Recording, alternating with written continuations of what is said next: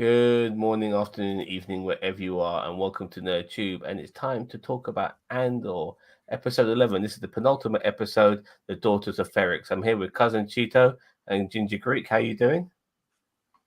Doing good. Fantastic. So, as we all seen, this episode was um, once again. Sorry, I'm having a little technical issue here, but this episode was pretty good, don't you think, cousin Cheeto?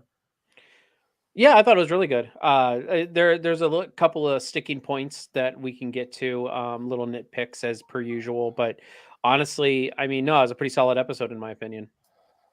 Ginger Greek. Oh yes, they call it the Moist Maker. This whole series has been the Moist Maker. Yeah, episode 11 was fantastic. We got to see some aliens as well, which was nice. Yeah, looking like Actually have dialogue, so that was nice. Yeah, great episode. Some of the I forget the word, but in terms of with what Mothma's about to do, it's just so amazing. yeah, for We're sure. talking about tax evasion or not tax evasion, No, having Marriage. to money show laundering. no, an arranged marriage, man, and Oh, putting your Yeah. daughter in an arranged marriage. That's some heavy duty shit. Yeah, for sure. And you know what, cousin Cheeto, this time around you got what you wanted. Very little of Andor in this episode. You know, I mean, just to talk about what he just did in this episode. We see him climbing a mountain with his mate from Rogue One, and next thing you know, they're chasing after that fucking spaceship, which they see, and then these two aliens that look like fucking walking ball sacks stop them. And initially, you think to yourself they're going to give these guys up to the Empire, but they're actually from Nakina, the Nakinians apparently, and from what I read about them, and because the Empire now turned their planet into a prison planet, they've ruined their water supply with the complaining about the water, so they're anti-Empire. I had to watch this twice to really understand what the fuck was going on. You know, because regarding why they let them go in the first place is because they're also anti-Empire as well, and they got kind of lucky as well. But they were about to steal those fucking ships, and regardless of that, they still gave them a lift to fucking Planet Miami Beach. Or Blackpool, as we call it here. Yeah. But they did a good job making it look Miami-ish. Because until I found out it was Blackpool, I genuinely thought it was Miami. It had that sort of vibe about it as well. The wonders But of green so screen. yeah, so yeah, so that was my one thing. I only had a chance to watch it once, but like, so I was confused about this part. This is one of my nitpicks where I'm like, wait a minute, oh wait, they're trying to sell them, and now they're trying to let them go. Did they actually go with them in the quad hopper, or did they just let them take the quad hopper? No, they went no, with them. they went with them. They gave him a lift. Okay, You well, know, that's what I was like. I'm like, please tell me they did not just let them. Like, this is like Jar Jar Binks level of dumbassery here. Like, that would have been one of my sticking points in this episode if that's how it went. no, they went with them. I think the traps were there to maybe catch Imperial soldiers or Imperial officers, but they ended up catching a couple of ex-con or cons instead, not ex-cons. And and so because of that, they're anti-empire like those guys are, and so they did them a solid. It's amazing. 1 minute you're trying to steal from them, and next thing you know, these motherfuckers are giving you a lift. It's just so It's crazy. aliens are just so trusting. I mean, Mhm. But when I did see them, I was thinking to myself, is that alien the same species as Dex from episode 2? But he isn't, because Dex had several arms, like 4 or 6 arms, Yeah. I believe. So it was a different species as well. And actually, both aliens are not the same species, even though they look very similar, like they're bulky, sort of barrel chested and all of that. But they are different aliens anyway. But Mhm. yeah, I was thinking to myself, yeah, Ginger's going to be happy here. Some fucking aliens as well. And actually, not that humanoid looking as well. So yeah. Yeah, it was But nice to see. But one of the overall things about this particular episode was the death of Martha, or the Star Wars version of Martha, basically. And why did you say that name? and it did seem like everybody in this universe kind of got to know about it, except for Andor, him being lost. Now we did see at the end of this episode with Andor finding out, but it is kind of convenient that Andor's broken out of jail, because it seems everybody's using this moment to try and catch Andor. But if Andor was still in jail, then this moment would have mean shit. So Yeah. yeah, it is pretty convenient. But that fucking robot, by the way, you know, like he was going through some PTSD and some sort of mourning as well. And I'm really, his name is B. I Yeah. want to know why this droid has emotions. Like I don't like What? I understand R2 who's sassy a little bit and you know like but like this R2 droid had emotions. Like he'd cry. You'd hear Yes. that crying noises when things went bad and all this kind of stuff. The See, droids are, you know, they're kind of sentient with their emotions. You know. yeah. Yeah. I don't know. That was C-3PO a had bit much though. emotions. Yeah, He C-3PO would get had fear. yeah, You know, they had fear and things like that. he shat himself all the time.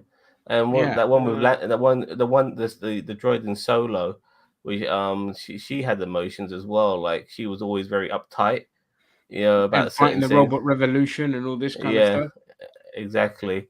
I think even K2SO had emotions too. Like he was very sarcastic. I wouldn't and call all the- sarcasm and uptightness. I wouldn't consider that their like characteristics that could be though.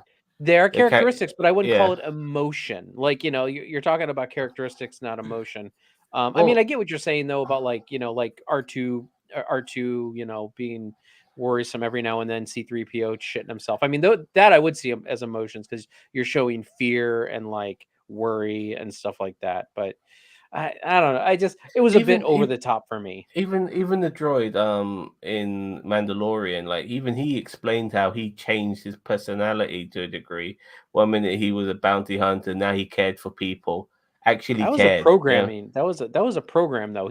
What's his face reprogrammed him to do that. Yeah, but I consider myself to be reprogrammed. I used to be a different person to what I am now regarding my political opinions But and all of that nobody sort went of stuff. inside of your head. Nobody went inside of your head and did Yeah, that for you. no, maybe not necessarily wired my head, but people It's got into my head. sophisticated AI, baby. That's what it is. Yeah, you know. people got into my head by talking to me. You know, what I mean, they rewired me verbally. You know, what I Okay. mean, Back on track. This has gone off the rails. But the point is, it was really good to see how much, you know, usually droids get treated like shit. And it was really good to see that they cared for this droid. And I want this fucking droid. I want this fucking droid in my fucking house right now. This is the best droid I've ever seen in Star Wars. I don't know how you guys feel about this droid. I don't Just another care droid. for. Yeah, I mean, I as I said, he kind of annoyed me with how. Yeah, it worked for me. I mean, it just seemed a little bit over the top. The whole PTS, like you said, the PTSD and like the, you know, like, oh, I'm waiting. What happens if Andor comes home? Blah blah blah. It's like, oh my god. I'm like, yeah, okay. but they've what? already laid the. We're gonna get you Nora Roberts' book, and you'll be okay. You'll be okay. But they laid the groundwork for this droid from the very beginning, though. Like you could tell that he cared for the people who owned him. He cared for Marva. He cared for Andor. He was always looking out for them. And then, like, you know, the people he gives a fuck about are all dead or they're not around. And yeah, he almost feels alone. He's lucky that other people are there to take care of him and stuff. But he doesn't want to leave that house. These are really good little traits and little arcs and stuff. I very much appreciated it. But, you know, one thing regarding the people of Ferrix is that they turn you into bricks. I don't know how you guys feel about that. I thought you said they turn you into Brits. I was about to say, oh, shit. Crikey, mate. Crikey. No, that's Australian. Well, maybe. I know. That's the whole point. Or maybe, considering everyone yeah, in it's Andor is nice, you know. British. So that must mean all the buildings there are made of people. Yeah, I was thinking that too. You know, I mean, every Yeah. brick in that wall is a somebody, and I was getting Pink Floyd vibes as well. So, you know, I mean, I thought it was very interesting and different. I mean, you know, it's not like, oh, we spread their ashes over the sacred land, or, you know, we put it in the flow of the river to reinvigorate life, like, you know, so the fish can eat or something. Yeah, like, it's just- no, it's like, look, we just put it in some mortar, we just block it up, throw it in a fucking wall. You know, like I need some more people to die. My grandmammy's house has got a big old hole in the side of it. We're trying to fill up this window. I don't know why he sounds southern, but it just it works. So do I get to pick the whole my brick fills? Oh well. Well, I'll leave that between you and the missus, mate. So basically, this was the setup for the finale, because everyone everywhere kind of got to know that Marva had died. So we saw it in one particular scene. Vel and Kayla who looks so much like Carrie Fisher, by the way. They meet in Lucen's shop, and Vel basically wants to tell Lucen that, Martha's dead, and Kayla's gonna obviously tell Lucen once Lucen comes back. We find out also later on in this episode, Cyril, he gets a message from what's his face, the Scottish guy, who used to be a sergeant. Trevor from EastEnders, yeah. Yeah, he was also in the Devil's Hour as well. Mm-hmm. He gives that scene was hilarious, by the way. That whole scene, like he always felt like he was one message away. He's like one line behind when they were talking and stuff like that. He goes, yes, yes, yes, and all that sort of stuff. And he's working in some sort of smelting factory.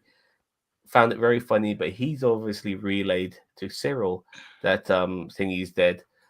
Deirdre knows about it too, which is why she gave permission to the Empire to allow this particular funeral to take place, because they want to use it for bait to get Thingy in. Syntha knows as well. She just started working in the shop, so she's keeping an eye out for everything. It's all gonna, everyone's just gonna be coming in there, as well. And on top of that, we also have the thing with this guy called Krieger. Now, I do believe, in my opinion, that the Krieger storyline was probably left on the cutting room floor, because they're going about this particular character so fucking much. I'm surprised that we never saw him at all. Like, we were supposed to know who this fucker is. So I feel that they ousted that. Maybe they couldn't squeeze it all in, or they felt the episodes would be too bloated. Or it's because I think the really hot Spanish bird that's in it, that's being tortured at the moment. Yeah, her. Apparently, she's getting a spin-off. She might be getting a spin-off. Yeah, I don't know why, but why her? Whatever. You know what Disney's like, and it might be in that. But nothing's confirmed. I just heard. I don't know where the fuck I heard it. I think I heard it from one of those really good Star Wars channels. But don't quote me on that. I don't know if there's nothing being confirmed yet. I want to mention Luthen and Sol Guerrero a little bit later, but first of all, the one particular scene I think all of us found quite fascinating was when Vel goes to meet Mon Mothma and she sees her daughter reciting stuff from from her ancestral past, so to speak, like from her culture. Now, let me quickly tell you something. As somebody who lives in the UK, I come across a lot of Muslim girls who like to wear the hijab and stuff like that, but they wear it willingly.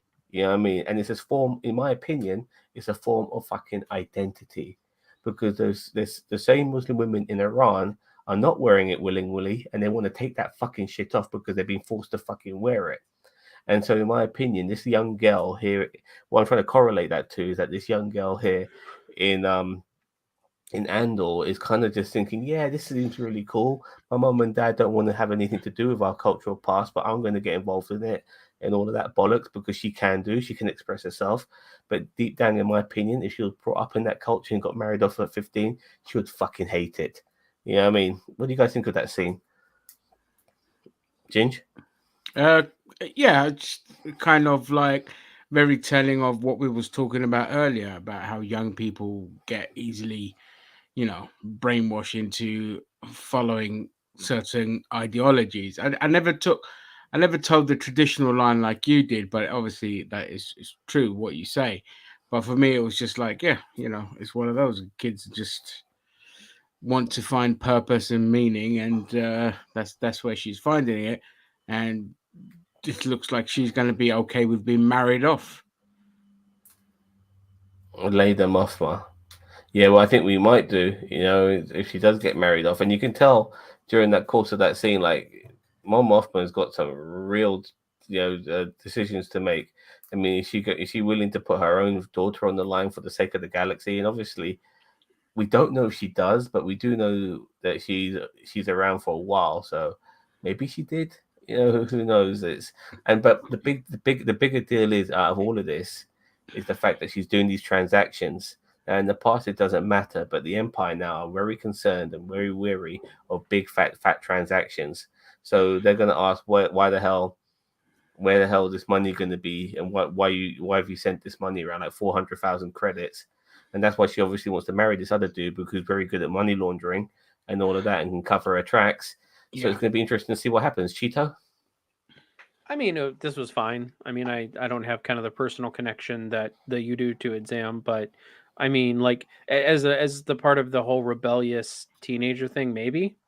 I didn't think of it that way, but I didn't think of it that way. But I mean, yeah, it makes sense. So I don't know. I mean, we'll see how it plays out. I know Daniel Vance is very interested in seeing what happens to Mon Mothma's daughter.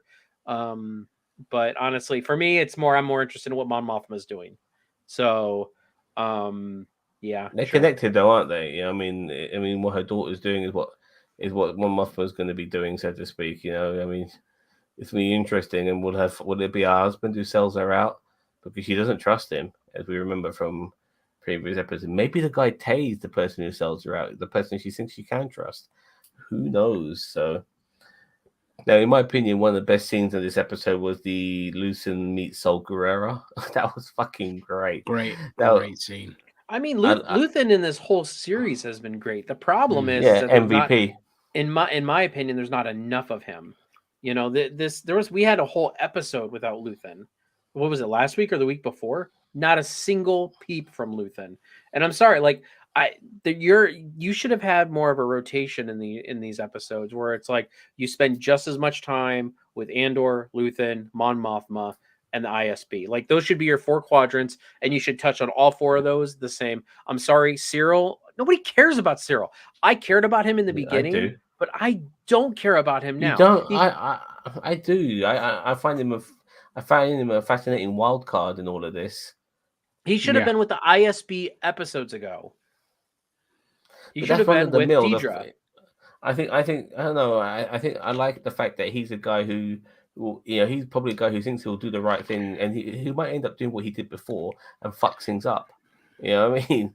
Get a bit too big for his boots. Think he's more the big who I am, you know, and all of that. Thinks he can do more than he can handle, and then he'll probably end up fucking things up for the Empire. That's just my opinion. He can just keep living with his mom for all I care at this point. I mean, I'm sure he'll have a part to play in the finale. I just, at this point with his story, like nothing they can really do. They'd have to do some pretty significant things with him in the finale to redeem the disappointment I have in that character. Because in the first couple episodes, I was really into it. I'm like, all right, I like this guy. He seems like somebody who's going to, and even when they bring his fall from grace, I'm like, okay, he's going to pick himself back up. But it's like, they took too fucking long. And I'm okay with the slow burn, but I'm like, dude, like the cinders like died a long time ago on this character for me. And I wanted so much more. And as I said, they'll have to do some serious legwork in order to redeem Cyril's character arc for me in this finale, because I don't care about him. They might be setting him up for series 2. You know, maybe you don't get much out of him in this one, but in the second series, he might like kind of rise more to prominence because he kind of helps pull a big one or something. I don't know. Well, my thought on him is that Deidre should have brought him in. They should have been working together for the second half of this season, and then Deidre gets promoted to older, like Tarkin looking guy. Like Deidre, after she does, takes out what's the rebel guy's name again that they're going after? Kendrick Lamar. I don't remember his name. Anton Krieger. Yeah, Krieger. There we go. But like and then Deidre gets promoted. Deidre gets promoted to his position, and then Cyril gets where like basically her position, but they still work together a lot. And then going into season 2, then Deidre and Cyril are like a powerhouse. But at the same time, it's like they if they do that at the end of if they do that in this last episode, like it's just so shoehorned. It's not going to happen because he's burnt that bridge now by being obsessed with her. Something that I just found was unnecessary. And that also too, as I said, that's another point where I was like he should have been with the ISB, not maybe as a member like per se, but with Deidre. She should have been like, take him. I want to know what he knows. We're going to take him with us, and then eventually he grows on her as a as a officer, not obviously as a romance. Somebody was saying something about romance, and I'm like, what the fuck? No, No, that's not. he admires her, but in my opinion, I actually like where this is going. I like the fact that he never got this promotion or being working with the ISB. That's so fucking tropey, and I'm very happy that he had this obsession with her, Ginge, and he burnt that bridge because that's also different too. I very much liked all of this. I like the fact that but it's not so it came tropey. out of nowhere. It literally just came out of nowhere. It's like all of a sudden, bang, he's desperate. obsessed with her. You know, Oh, it's like that's the only part. That's my only complaint with him, by the way. Yeah. I'm not on Cheeto. I'm not on board with Cheeto with regards to the character because I feel like they're sowing his seeds for the second series more than they are for this one. Yeah, I think he might turn bounty hunter or something like that, maybe for season 2. Who? You No, I know, don't and think so. Cyril? No, I don't think so. No, But he's gonna get keep himself burning killed. Yeah. Well, we'll find out. But look, anyway, as I said earlier, Lucen and Sol Guerrera. Now, I like the way Lucen's very long-winded. He doesn't want to give away anything. At the same time, he needs to fucking tell Sol, don't fucking do this heist with Krieger. You're gonna get your ass busted. And he's willing to give up, Krieger and 30 men so he can keep his informant in place still within the Empire, within the ISB. And then eventually he has to tell Krieger. Krieger has always been this fucking paranoid motherfucker. And I like the way he fucked with Krieger by saying, just picking out a random guy from his crew, saying, yeah, that's my informant. And this guy. No, he fucked with Sol, not Krieger. Yeah, sorry, that's what I meant. Sorry, that's what I meant. Yeah. He fucked with Sol. He fucked with Sol by saying this particular random dude's my informant. What are you talking about, mate? Fucking racist. I know that. I loved it. It was so good, but eventually he grabs a gun and tells Krieger at gunpoint, "This is how it's got to be," and then Krieger understands for the greater good. And yeah, it kind of shows you how fucked up the rebels are. And it once again, it kind of reminds you of the speech Lucen gave last week about saying how he gave up everything, his humanity, doing the right thing, and all of that. Now, I just want to quickly go on to this bit here because he says he loves Lucen dropping shaft into the tractor beams to destabilize it, doing what he does best, using the Empire's power against itself. Yeah, for sure. I mean, it was nice to actually get a bit of a dogfight scene as well, because as he's going back and he's trying to maybe pretend to be his old persona. And before all of that, by the way, I love the way he's having his communication with Clea, like saying, like basically talking about his business and using it in terms of code. It's just really, really smart, knowing that people could listen into them and everything. And then once the Empire come along and they tractor beam him, and the way he gets out of it and kills a couple of staff X-wings as well, and uses Tony Stark's laser beam from Iron Man 2. Yeah, all TIE of that fighters, shit. not X-wings. That's what I meant. Sorry, I apologize. But yeah, you know what I mean. So yeah, very cool stuff. Were you guys happy to see a bit of a dogfight in this? Yes, really, very much needed. Pew pew. Yes. Yeah, I love Lovely. that tractor beam bits where he just launches the shrapnel back into the. Oh, I'd like. mwah. Yeah, I like how they, actually felt like space where he smashed into them and they don't like fucking go flying a million miles. They just like slowly break away and just kind of remain within the gravity field of that tractor beam and that ship, which is really like just little things like that are really, really smart. But I mean, that whole scene with Sol and oh fuck, I forgot his name. Lucen. Yeah, Lucen. thank you.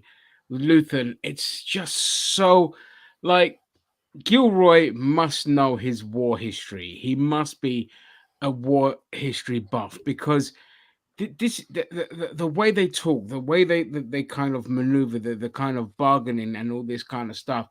This is the kind of shit that empires did, okay, and revolutionaries did, and all this, the sacrifice for the greater good. And I always said, you cannot have a realistic film where you don't make necessary sacrifices. And Rogue One got off to the great start with that, where he killed the guy that was too, sorry to say, lame to kind of continue. And I mean lame in a disability sense.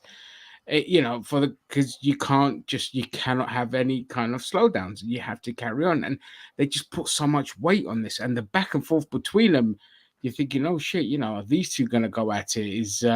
Is Saul gonna like do Luther, and is that how we lose him? Because obviously we know how Saul Guerrero kind of dies, but I loved it. And then you get that little space scene as well, and it just shows you like how much like how much of like a smuggler kind of type person he is, where he'll do everything and anything and has all the little tools to kind of get out of the shit.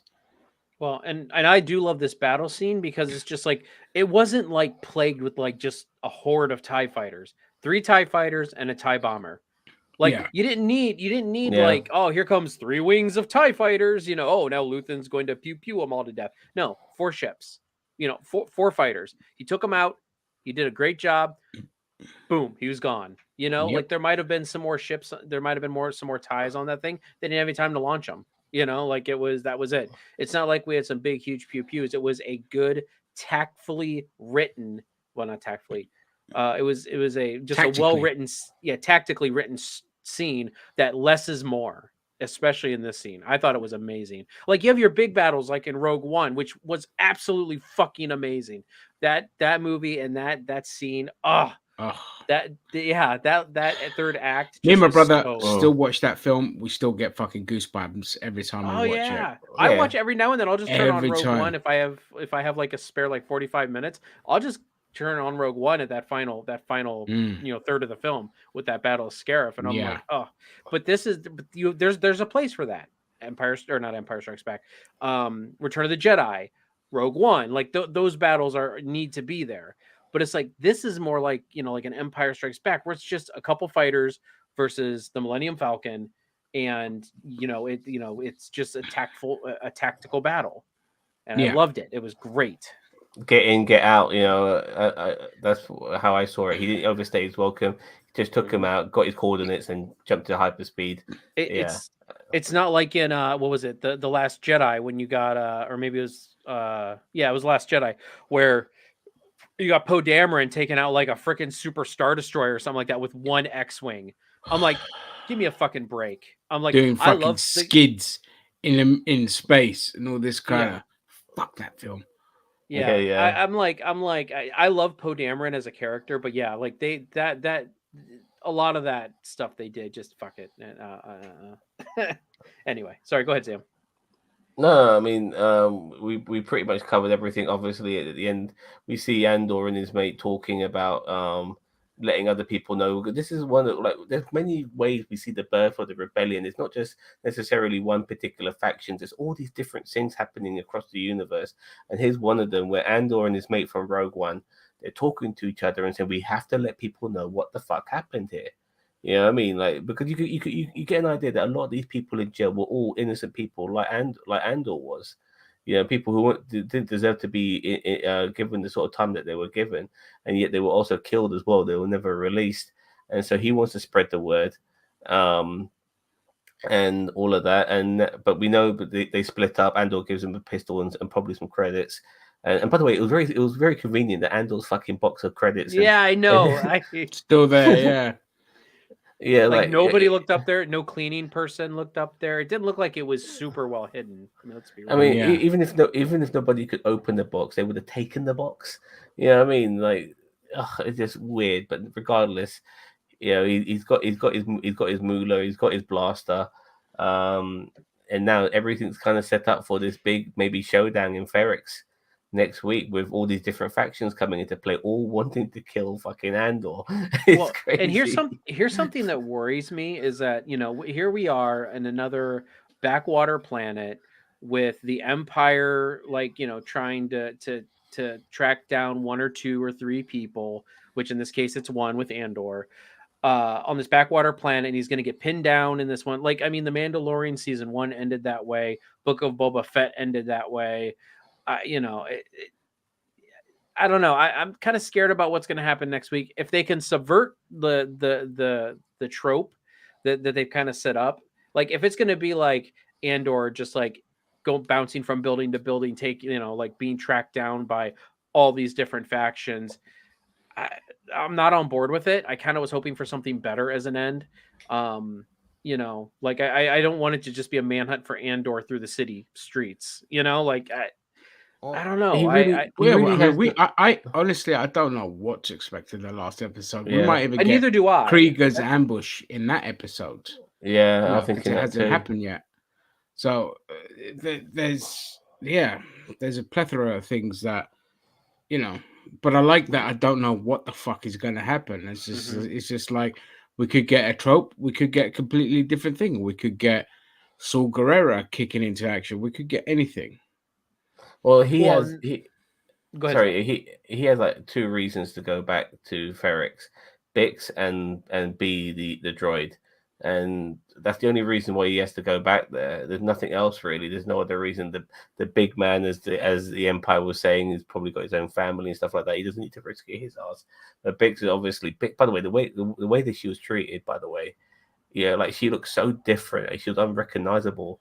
The way they make up to to in the torture scenes as well, like yeah, I cannot wait for next week. It's going to be fascinating. And you know what? I feel that next week, because we are guaranteed a season two, I don't think next week is going to conclude. Next week is going to be left on a fucking cliffhanger. That's my theory. I don't want. I mean, I don't necessarily want it to be a cliffhanger. I mean, I would. I mean, they can start some threads there for season two. Like but I don't want it to be like, and oh, is Andor gonna survive? Like Not I don't. necessarily like that, but a cliffhanger of Well, some sorts. But yeah, there's I mean, there's also the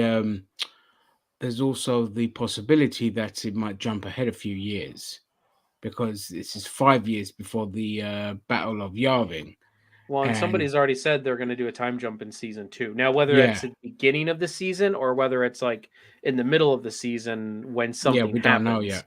Yeah. But it's good not knowing. It's good not Yeah. knowing what the fuck's going to happen. Um, yeah. and no K2SO, please do not bring him in on this my final episode. I'm praying that does not happen. K2SO needs to be brought in next season. Don't bring him Yeah, in. yeah, yeah. Yeah, that'd be the worst thing ever if they did that, Ha- man. In my opinion. have we heard if I know there's a season two. Have we heard if that's going to be the final season or do we Yeah. not have we not heard yay or nay? Apparently so, because originally, and I think they've shot most of season 2 as well. Because No, this was, they haven't No, started filming yet. no, they're are you filming. They're sure? filming Because this this month. was originally meant to be a lot longer than what it is. From what I heard from, other sources or whatnot. I mean, it says that actually I think later on this month or next month they're going to start filming Oh, I see. season I'll 2. take that back. Okay. So, Okay. No, So it was supposed. Sorry, James. It was supposed yeah. to be 6 episodes, season one, but then they made it 12, which was season one and two. So season one and two is basically season one now, and season three will be season two, Oh, I see. or Okay, season that three was and it. four theoretically. Oh, Yeah, that yeah, was they're it. Yeah, that's yeah, it. yeah, Yeah, thank you. That was it. they're doing the yeah. opposite of Prodigy, which Prodigy right now is still technically in season 1 even though it's over a year old when the new episodes that are coming out now should just be season 2. Right. Yeah. So Yeah. So, but the question is now.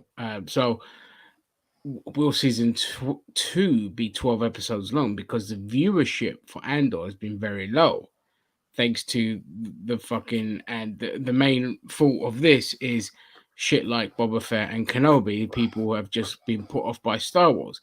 They'll probably see a jump from Mandalorian because that's had 2 seasons to establish itself and its mediocrity. So people will come back for that. But for everything else, I mean, it struggled so much that Todd posted in the Fanboy Rage page group on Facebook, shameless plug, that they were advertising the show on other channels now, not just Disney Plus, yeah, Yeah. that's what I saw as well. to try and get more eyes. So, I'm sure we'll definitely get season 2 because the critical acclaim of it has been absolutely amazing. And hopefully that brings in more eyes to season 2. Um, But otherwise, if not, my fear is we're just going to revert back to fan service garbage that we keep getting, and it's what Hollywood always. And this is why I don't blame Hollywood for doing it, because people are stupid. Like people that the general public are fucking fickle with what they view. They just want simplistic callbacks and all this kind of crap, and progress is very, very slow. And I'm glad this show has bucked every bloody trend and hopefully it brings more eyes in season 2 and just establish a different kind of continuity where you don't have to do what David Fillion does, and it sickens me. Filoni, sorry, the constant callbacks and fan service to fucking shit that nobody else watches or doesn't care about, and all this kind of stuff, or that we've seen a million times. Yeah, actually, I do want to piggyback on what Ginger said. Yeah, it's like that's my fear, is that because this show is not getting traction, we're just going to go back to the lightsabers and the Jedi and all the other shit, which this series is exactly what I've been saying I wanted. With all the little nitpicks I've had with this show, it is nowhere near as bad as any of the other like Jedi bullshit that we've gotten. Like I'm done with Skywalkers. I'm done with Jedi. I'm done with laser swords. Everything. Go ahead.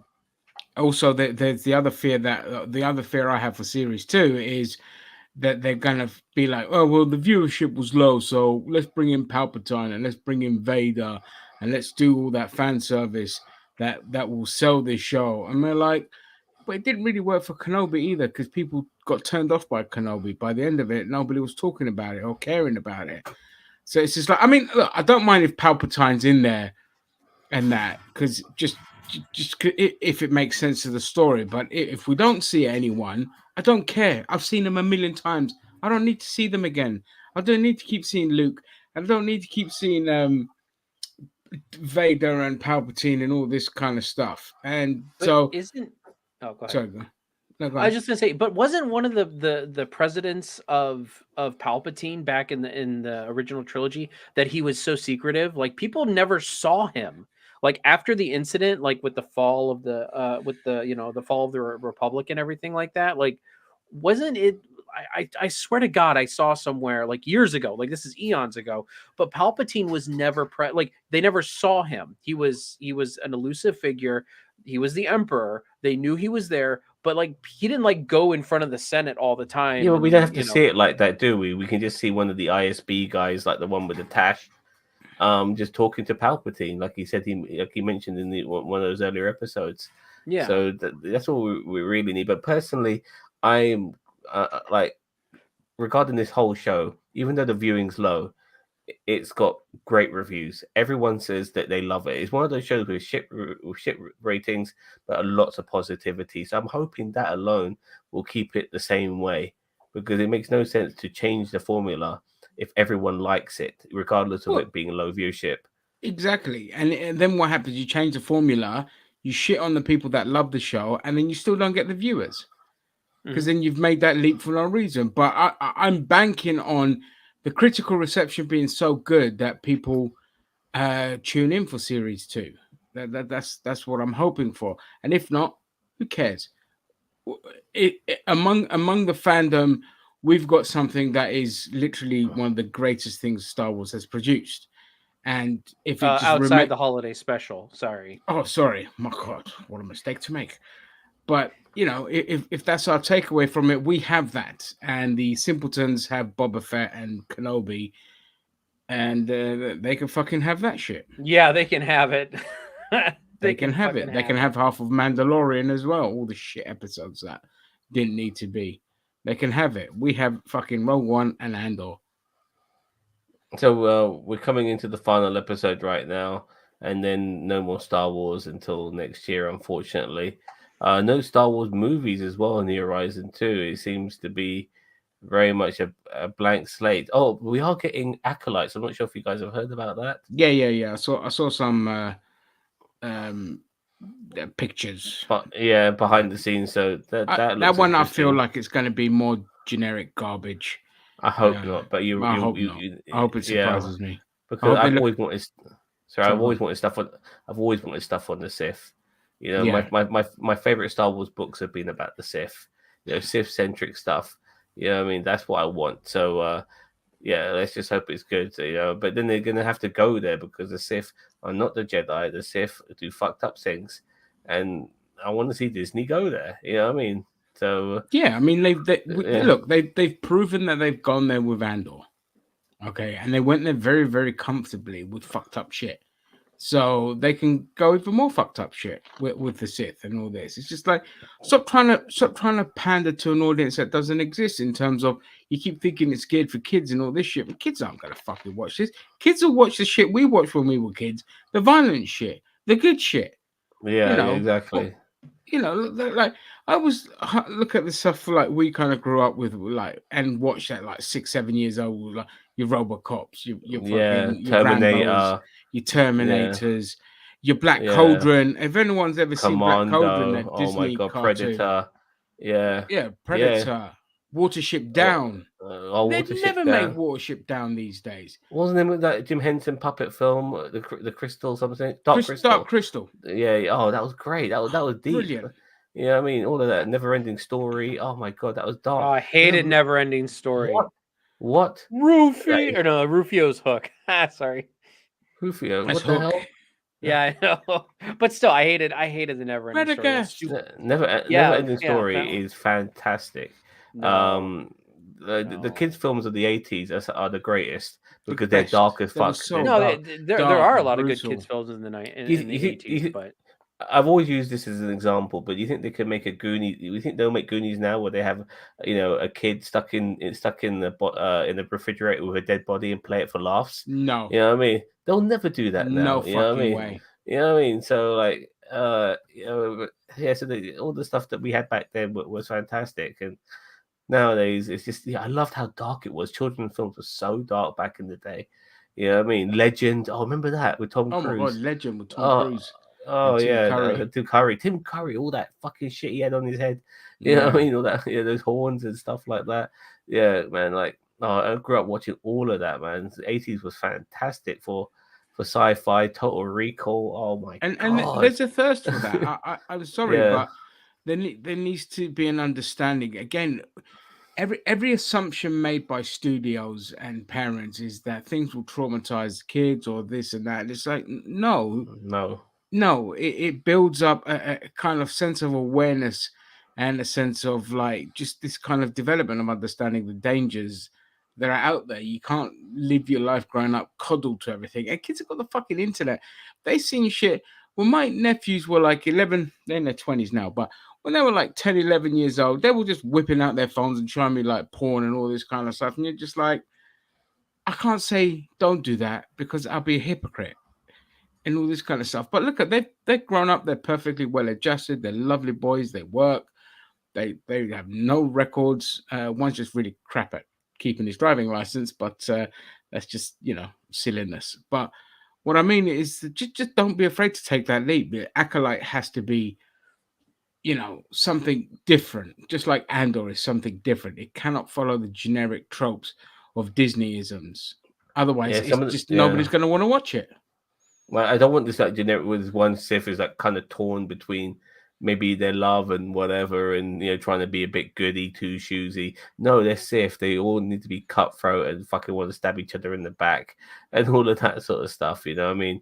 So if they're acolytes all trying to be a Sith apprentice for the rule of two and all of that, they just keep. I mean, just stuff like that. Just stab people. We live in London. We need to see more stabbings on the screen. Yeah, exactly. And regarding what you said, like people underestimate kids. They all think they're fucking stupid and don't know shit. We were all kids once ourselves. We knew more than we were allowed to even be given credit for. Yeah, so don't Oh, yeah. underestimate young people. They're a lot smarter than people give them credit for. Yeah, and they can watch all types of shit. I was watching porn and stuff, and I was watching fucking horror movies and Nightmare on Elm Street and stuff like Nightmare on that. Elm Street. Oh my That god. made me fall in love with the horror genre. And I Yeah. was really young when that came out. Man, But I loved Freddy's it. Freddy is fucking hilarious. He's You know what I mean? brilliant. Yeah. He's even like the Dream Warriors. I mean, you watch that today, you'll be laughing your fucking ass Yep. off. The Evil Dead 2. Evil Dead 2 is one of the most funniest fucking films you can come across. It's absolutely hilarious. But yeah, people just anyway, regardless, I watched all of that shit as a kid. Don't fucking regret it. I'm very happy for it, and I miss it all so fucking much. Anyway, fellas, we've yabbered on long enough. We'll be back tomorrow are we going to talking mark it? about. Oh yeah, we'll in 1 second. We'll be back tomorrow talking about Star Trek Prodigy. But before we do that, we're going to rate this episode. I'm going to give it a solid 8. What about you, Cheetah? I was going to give it an 8 as well. Greeky? 9. No, wonderful. So roll on the season finale. We'll see you guys all tomorrow for Star Trek Prodigy. Don't forget to like, share, subscribe to NerdTube, the greatest YouTube channel you never heard of. And may you live long.